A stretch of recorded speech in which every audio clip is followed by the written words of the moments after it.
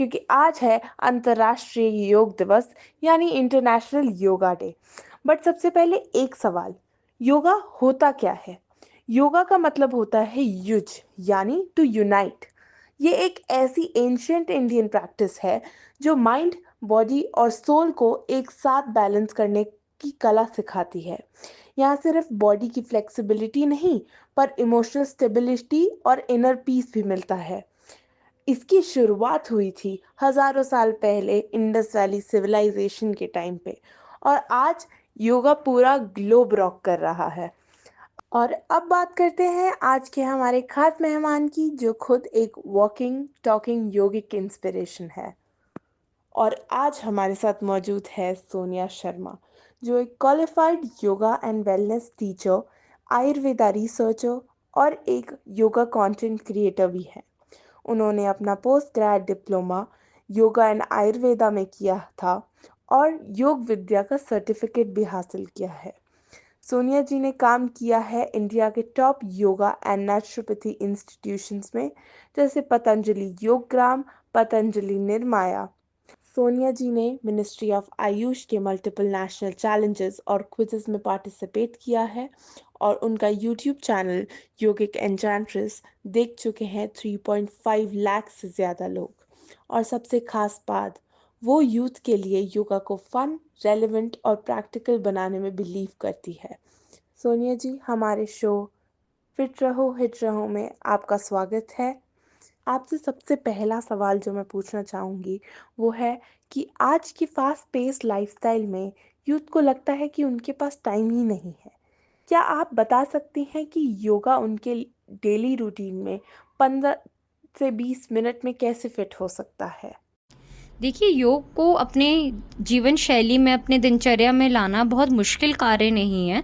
अगर आप अपने को हेल्दी देखना चाहते हैं, if you want to feel fit, if you want to feel good about yourself, your physical appearance, everything, and your mental state as well, then I feel like you do not have to find a different time amount to give to your physical activity और something, because अगर आपको ये awareness होगी कि मुझे healthy body और healthy mindset चाहिए, तो आप अपना आप ही योग को अपनी जीवन शैली में ले आएंगे। आपके लिए फिर मैटर नहीं करेगा कि आपके पूरे इतने बिजी स्केड्यूल में आपके पास टाइम है या नहीं है। अगर आपको स्टार्ट करना है फिर भी कि टाइम नहीं मिल पा रहा, बिजी स्केड्यूल है, बहुत फास्ट पेस लाइफ है, तब आप धीरे धीरे छोटे छोटे स्टेप्स लेके कर सकते हैं। जैसे कि आप स्टेयर केस ले सकते हैं इंस्टेड ऑफ लिफ्ट, एलिवेटर। अगर आपकी कोई आसपास की जगह है, पास वाली जगह है, तो आप वहाँ पे कोई ऑटो रिक्शा या रिक्शा लेने की बजाय आप पैदल जा सकते हैं। आप वीकेंड्स पे आपके पास टाइम है, छुट्टी है, उस दिन आपको कोई बिजी स्केड्यूल नहीं है आपका, तो उस दिन आप मेक श्योर करिए कि आप अपने दोस्तों के साथ या अपनी फैमिली के साथ ज़रूर आप अपने घर से बाहर निकल के कोई ना कोई फिजिकल एक्टिविटी ज़रूर करें। जैसे कि वॉक करना हो गया, रनिंग पे जाना हो गया, बैडमिंटन या कोई भी स्पोर्ट एक खेलना हो गया, तो स्विमिंग हो गया, ये सारी चीज़ें आप कर सकते हैं। अगर आप फिर भी ना भी जा पाए तो आप घर पे ही अपने कोई एक्टिविटी कर सकते हैं। डांस हो गया, आप कोई ऐसा गेम हो गया जिसमें आप बैठे ना हो, because sedentary lifestyle is one of the major causes of many diseases. So आप ये सारी छोटी छोटी चीज़ें अपनी पूरी दिनचर्या में इनकलकेट कर सकते हैं, ताकि आप एक हेल्दी लाइफस्टाइल जी पाएँ। और अगर जिसको योग अभ्यास से शुरू करना है, तो वो योग अभ्यास भी बहुत बेसिक आजकल यूट्यूब पे बहुत क्लासेस आती हैं, लाइव क्लासेस होती हैं, रिकॉर्डेड क्लासेस होती हैं, तो आप कोई भी 10 से 15 मिनट वाला आप डेली प्रैक्टिस का वीडियो लगा सकते हैं और आप उसको प्रैक्टिस कर सकते हैं। अगर आपको टाइम ना मिले तो आप कोई भी घर के ऐसे कार्य कर सकते हैं जिसमें आप फिजिकल एक्टिविटी कर रहे हो। जैसे आपको अगर कपड़े तय करना है, तो आप इंस्टेड ऑफ बैठ के अगर आप कपड़े तय कर रहे हैं, तो आप कोई ना कोई माध्यम से या कोई ना कोई ऐसे ज़रिए से आप जैसे चलते हुए या आप आराम से आप वज्रासन में बैठे हुए, आप सिंपली मत बैठिए, आप वज्रासन में बैठ जाइए, तो वो भी एक योग अभ्यास हो गया। अगर आप कोई भी अगर आप टीवी लेट के देख रहे हैं, तो आप लेटे लेटे या भुजंग आसन में आप टीवी देखिए, फिर बीच में आप शलभ आसन कर लीजिए। तो ये क्या होता है, हम धीरे धीरे ऐसे प्रैक्टिसेस इनकलकेट कर सकते हैं। जब आपकी ये हैबिट में आ जाएगा कि आप कोई ना कोई किसी ना किसी कार्य में आप कोई ना कोई योग अभ्यास, कोई ना कोई फिजिकल एक्टिविटी आप इनकलकेट कर रहे हैं, तो उसके बाद आप धीरे धीरे अपने दिनचर्या में भी उसको लाने में हेल्प होगी और इजी होगा। आप फिर 10 से 15 मिनट स्टार्ट करेंगे, फिर 15 से आप आधा घंटा, आधे घंटे से 1 घंटा। तो आप जितनी देर भी प्रयास करें, अभ्यास करें, उसको अच्छे से करें और उसको एक डेली लाइफस्टाइल का रूटीन बना के फॉलो करें। Such an insightful answer Sonia ji. आपसे मेरा दूसरा सवाल ये रहेगा कि आपने पतंजलि, योगग्राम और निर्माया जैसे प्रेस्टिजियस सेंटर्स में काम किया है। आपके लिए पर्सनली योगा का सबसे ट्रांसफॉर्मिंग मोमेंट क्या था?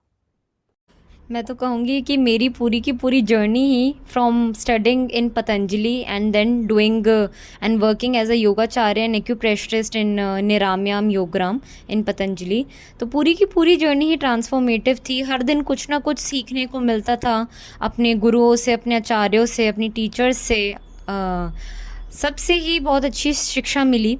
पर मैं अगर एक कोई इंसिडेंट ऐसा हो जो मैं स्पेशली मेंशन करना चाहूँ, तो मैं वही करूँगी कि हमारा जो वहाँ पे लाइफस्टाइल, दिनचर्या और हमारा पूरा जो रूटीन होता था वो काफ़ी ग्रूलिंग होता था। सुबह आप यकीन नहीं मानेंगे, सुबह 4 बजे से शुरू हो जाता था और रात के 7 बजे तक ख़त्म होता था।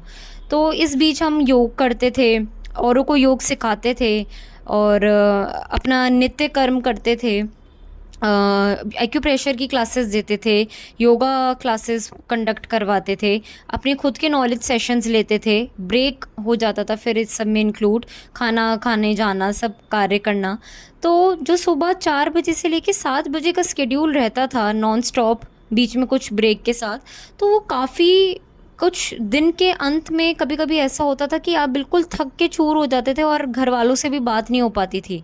बस आपने खाना खाया 7 बजे के बाद, 8 बजे तक आप अपने रूम में आए और आप बिल्कुल पूरे बॉडी आपकी चूर होके थक के बिल्कुल सो जाते थे आप। फिर नेक्स्ट मॉर्निंग वही रूटीन स्टार्ट हो जाता था और विदाउट ब्रेक। हमें कभी संडे या सैटरडे भी छुट्टी नहीं मिलती थी। अभी कभी इमरजेंसी हो या तबीयत स्वास्थ्य ठीक ना हो तो आपको लीव आप एक आधा दिन ले सकते थे।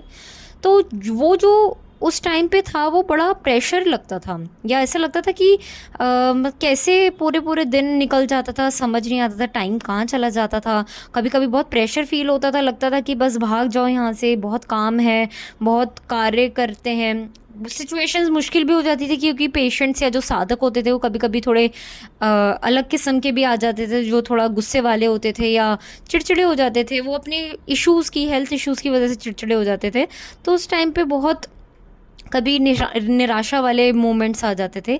फिर मैं वही सोचती थी उस टाइम और आज भी ये सोचती हूँ, उस टाइम तो इतना नहीं आता था सोच, पर वो जो ग्रूलिंग, वो जो एक मुश्किल दौर या समय रहा जो हमने वहाँ पे बिताया या काटा, उससे मुझे ऐसा लगता है कि जीवन में मैंने बहुत संघर्ष को ऑलरेडी मैंने बहुत अर्ली फेज़ ऑफ लाइफ में देख लिया था। उससे मुझे बहुत बेनिफिट मिला मेरी लेटर लाइफ की स्टेजेस पे, जब मुझे आगे, जब मैंने वहाँ पे कार्यवृत्ति करके, अपना निवृत्ति करके मैं यहाँ पर आई, मैंने अपना सेटअप करा, ऑनलाइन क्लासेस शुरू करी, अपना योग स्टूडियो बनाया। तो वो सारी जो संघर्ष मुझे उस टाइम पे आए, मुझे ऐसा लगा कि जो मेरी आज की अभी की पर्सनैलिटी है या मेरी जो मैंने बिल्डअप करे अपने लिए एक प्लेटफॉर्म, उसमें मुझे बहुत हेल्प हुई और मुझे बहुत ही उसने सक्षम बनाया। तो मेरा यही एक इसका मोटिव है इस स्टोरी का या इस इंसिडेंट का, कि जो आपकी लाइफ में मेजर ट्रांसफॉर्मेशन आता है वो आपके हार्डेस्ट फेज के बाद ही आता है। आपने जितना परिश्रम करा हो, आपकी लाइफ में जितना संघर्ष आया हो, वो ही आपकी लाइफ में एक मेजर ट्रांसफॉर्मेशन लेकर आता है। नहीं तो आप एक नदी के धारा की तरह बहते रहिए सीधा सीधा, कोई चेंज नहीं आएगा। पर जब नदी समुद्र से मिलने वाली होती है तब उफान आता है उसमें, समुद्र में। पर नदी अगर घबरा जाए उससे तो वो समुद्र ना बन पाए। तो मेरा यही कहना है कि अपने लाइफ में चैलेंजेस से, प्रॉब्लम से या कोई हार्ड ऐसे आपके लाइफ में फेजेस आएँ, उससे आप डरिए नहीं, क्योंकि वो ही आपको सबसे स्ट्रॉन्गेस्ट बनाता है, जो आपको आपकी आगे की लाइफ में आपको बेहद काम आता है और आपको ताउम्र वो आपको सक्षम बनाता है, योग्य बनाता है, काबिल इंसान बनाता है। कितना इंस्पिरेशनल आंसर था ये।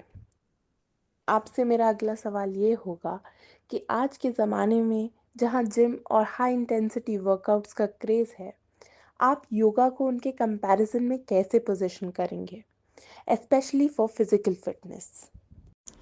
देखिए, मेरा एक सिंपल सा इस पे विचार है, क्योंकि मेरे जो हस्बैंड हैं वो जिम प्रिय स्वभाव के हैं, उनको जिम में जाना और अभ्यास करना पसंद है। तो मुझे बस यही लगता है, उनको योग अभ्यास में रुचि नहीं है, उनको लगता है कि योग अभ्यास थोड़ा-सा स्लो है, या मेरे जो उनकी वो है, उनका टेम्परामेंट है उसके अकॉर्डिंग नहीं है। तो मुझे ऐसा लगता है कोई भी चीज़, चाहे जिम हो, चाहे योग हो, डांसिंग हो, एरोबिक्स हो, ज़ुम्बा हो, आजकल बहुत फॉर्मेट्स आ गए हैं, इवन योग के अंदर ही बहुत फॉर्मेट्स आ गए हैं, power yoga, hot yoga, couple yoga, aerial yoga. तो ये सारे जो विभिन्न-विभिन्न आपके क्षेत्र हैं, मैं ये नहीं कहूँगी कि योग उच्च स्तर पे है या जिम नीच पे है, या योग अच्छा है, जिम बेकार है। मैं बस यही कहूँगी कि आप कोई भी फिज़िकल एक्टिविटी कीजिए, चाहे वो वॉकिंग ही क्यों ना हो, सिंपली आपने बस 2 किलोमीटर आपने जॉगिंग कर ली, रनिंग कर ली, वॉक कर लिया, तो वो भी फिज़िकल एक्टिविटी आपके स्वास्थ्य के लिए अच्छा है। सिर्फ़ आपके लिए जो बुरी है वो है सारे दिन बैठे रहना, काउच पोटैटो जिसे हम एक टर्म देते हैं, वो हो जाना कि आप काउच पे बैठे-बैठे पोटैटो की तरह मोटे हो गए हैं। तो सिर्फ़ वो आपके लिए नुकसानदायक है, बाकी सभी, चाहे वो वेट लिफ्टिंग हो, कसरत करना हो, कुश्ती करना हो, लड़ना हो, कोई भी फ़ॉर्मेट ऑफ फ़िज़िकल एक्टिविटी हो, वो सभी आपके लिए स्वास्थ्यवर्धक है। हाँ, एक चीज़ इसमें गौर करने वाली है कि आप हर चीज़ अपनी क्षमता के अकॉर्डिंग और परिस्थितियों के अकॉर्डिंग करें। अगर आपकी बॉडी में ज़्यादा बल नहीं है, आप में ओजस नहीं है, और आप हेवी वेट लिफ्ट करते हैं, तो उससे हो सकता है आपको टियर हो जाए, मसल टियर हो जाए, आपको मांस फट जाए। तो ये सब चीज़ों का अगर आप ध्यान रखें, अपनी क्षमता के अकॉर्डिंग, अपने फिज़िकल हेल्थ के अकॉर्डिंग अगर आप कोई भी अभ्यास करते हैं, तो आपके लिए वो स्वास्थ्यवर्धक है। साथ ही साथ इवन योग में भी हम कहते हैं कि अगर आपको कोई डिज़ीज़ है, जैसे कि फॉर एग्ज़ाम्पल सर्वाइकल पेन है, तो आप अपनी गर्दन को नीचे की तरफ ज़्यादा देर तक आप झुकाए ना रखिए। तो उससे क्या होगा कि आपको उसका योग करने का फ़ायदा, लाभ मिलेगा। वरना अगर आप योग के दौरान अगर आप अपनी गर्दन झुकाए रखें, तो आपको सर्वाइकल पेन बढ़ जाएगा। तो नुकसान आपका वही है कि अगर आप उसको अच्छे से फ़ॉलो ना करें। तो कोई जिम या कोई योग में मैं कंपैरिज़न नहीं ऐसा देखूँगी, क्योंकि जिसके लिए जिम, जिसका टेम्परामेंट जिम के अकॉर्डिंग है, जो ज़्यादा राजसिक है, या ज़्यादा जो हू-हा करने वाले या ज़्यादा एक्टिव लोग हैं, वो आई गेस थोड़ा जिम प्रिय होंगे, और जो थोड़ा-सा कामनेस, थोड़ा कंपोज़्ड, धीरे-धीरे हर चीज़ अभ्यास करने के फ़ेवर में है या टेम्परामेंट है, उनको योग पसंद आएगा। तो मेन इम्पोर्टेंट पॉइंट इसमें ये है कि आप फ़िज़िकल एक्टिविटी करते रहिए, फ़िज़िकल फ़िटनेस अपनी रखिए, किसी भी, चाहे फ़िज़िकल मूवमेंट हो आपकी कोई भी, डज़न्ट मैटर, पर आप अपनी संचालन को क्रियमान रखिए, तो आप स्वस्थ रहेंगे। काफ़ी ही डिप्लोमेटिक आंसर रखते हुए हम अपने अगले सवाल में बढ़ते हैं, जो है कि आप एक यूट्यूबर भी हैं। आपको क्या लगता है डिजिटल प्लेटफॉर्म्स के थ्रू योगा को यूथ तक पहुंचाना कितना ज़रूरी है? जैसे कि आप जानते हैं कि आजकल सभी चीज़ें ऑनलाइन प्लेटफ़ॉर्म पे आ चुकी हैं।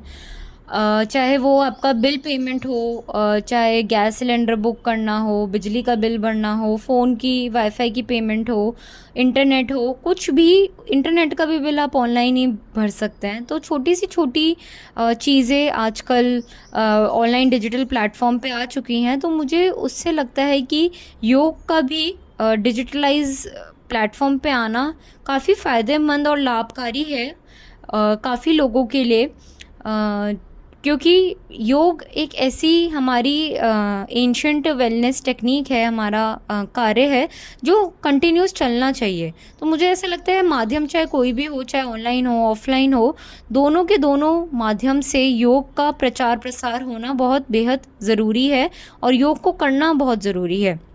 आप प्रचार प्रसार करें और आप खुद योग ना करें, तो ये एक विडंबना है, एक ये सैटारिकल चीज़ है। तो सबसे ज़रूरी बात है कि योग का डिजिटलाइज़ होना एक बहुत बोन की बहुत बड़ी बात है, बिकॉज़ आप आज देखिए तो आप कहीं पे भी बैठे-बैठे आप योग अभ्यास कर सकते हैं। आपने ऑनलाइन एक यूट्यूब पे आपने वीडियो चलाई और आप योग अभ्यास कर रहा है, वो पर्सन जो योग करवा रहा है वो किसी और अन्य शहर में, अन्य देश में है, आप किसी अन्य शहर, अन्य देश में हैं, आप किसी और टाइम पे कर रहे हैं, उसने जब वो रिकॉर्ड करी कोई और टाइम है। तो इतनी जब फ्लेक्सिबिलिटी आ गई है तो अब आपके पास बहाने जो हैं मुझे ऐसा लगता है कम हो जाने चाहिए कि हमारे पास तो कोई टीचर अवेलेबल नहीं है, हमारे पास तो टाइम नहीं है, क्योंकि 15 मिनट्स वर्कआउट की भी वीडियोस आती हैं, 15 मिनट्स योग अभ्यास की भी वीडियो आती है। तो 15 मिनट तो आप ऐसे अगर आप फ़ोन उठाएं स्क्रॉल करें तो आपका आधा घंटा तो ऐसे ही निकल जाता है। तो अगर आप योग के लिए 15-20 मिनट अगर आप मैट पे आ जाएं और योग अभ्यास करें तो उसके लिए ज़्यादा समय या बहुत ज़्यादा अपने दिन के टाइम देने की ज़रूरत नहीं है। 15-20 मिनट भी स्टार्टिंग की अवस्था के लिए बहुत अच्छा है।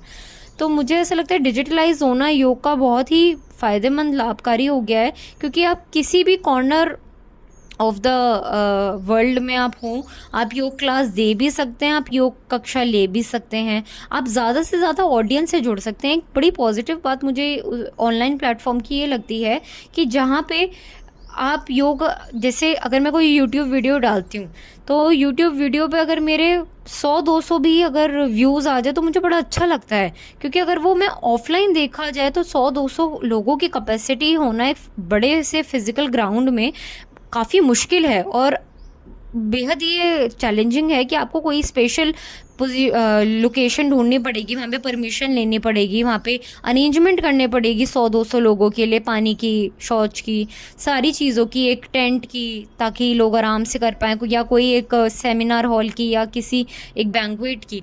तो वो जो ऑन फिज़िकली ये चैलेंजेस आपके पास आते हैं अरेंजमेंट के, पूरी व्यवस्था के, ये ऑनलाइन आपके बड़े ईजिली मैनेज हो जाते हैं। हर कोई अपने स्थान से, अपनी जगह से बैठे बैठे अपने प्लेस से बड़ी आसानी से योग अभ्यास कर सकता है।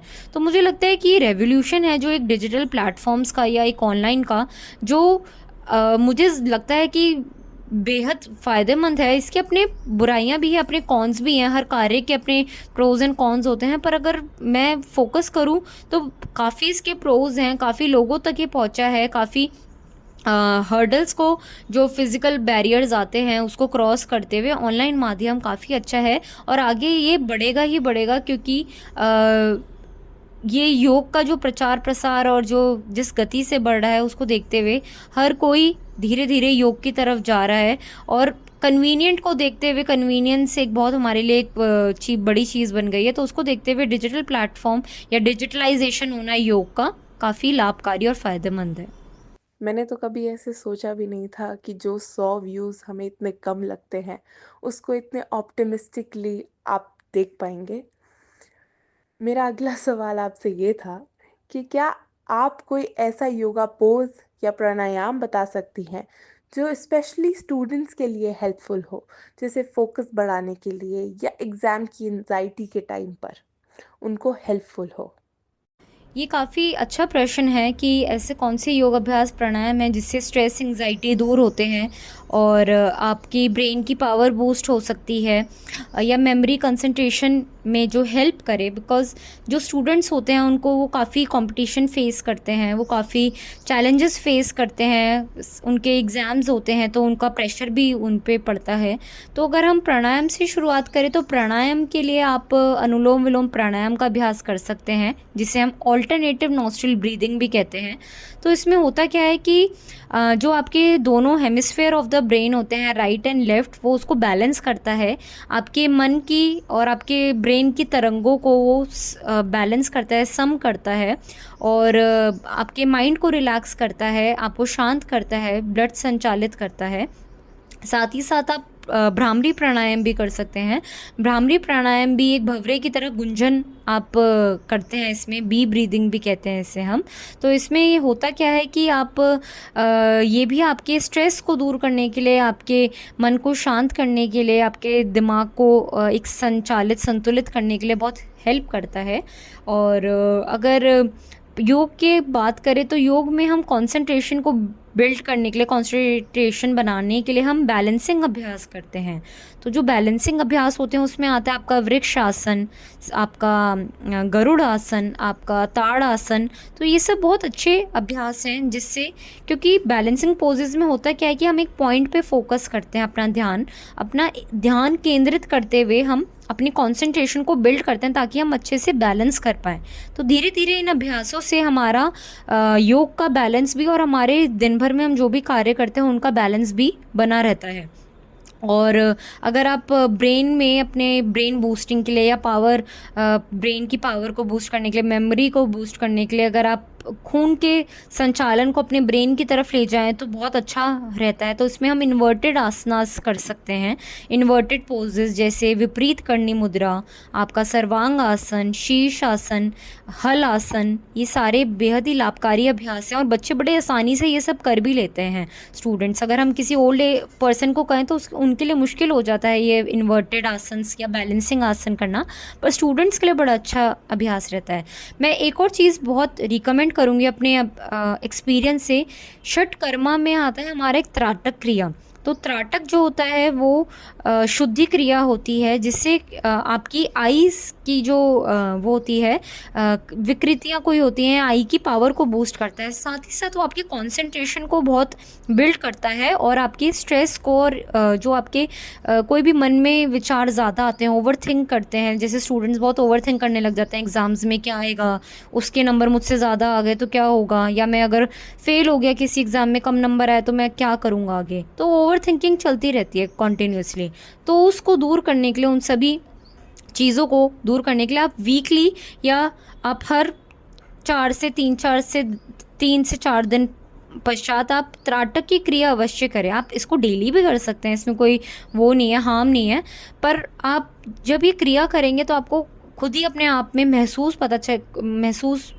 फ़र्क पता चलेगा और आप ये क्रिया बहुत आसानी से कर सकते हैं। आपको सिर्फ़ इसके लिए एक दीपक चाहिए, ज्योति, एक लौ चाहिए आपको, और उस पे आप कंसंट्रेशन एक one single pointed minded focus करते हुए आप ये अभ्यास कर सकते हैं। तो अगर आप ये सारे अभ्यास डेली आप 10 से 15 मिनट के लिए आप करें तो आपको बहुत ही लाभ देगा एज़ अ स्टूडेंट। ये हमारे सारे स्टूडेंट्स, सारे यूथ के लिए इतना हेल्पफुल आंसर रहेगा। इसी में आगे बढ़ते हुए मैं आपसे आखिरी सवाल पूछना चाहूँगी कि आपका मैसेज उन यंग लोगों के लिए जो योगा स्टार्ट करना चाहते हैं पर हेजिटेट करते हैं, ये तो मेरे से नहीं होगा सोच के, आप उनको क्या कहना चाहेंगी?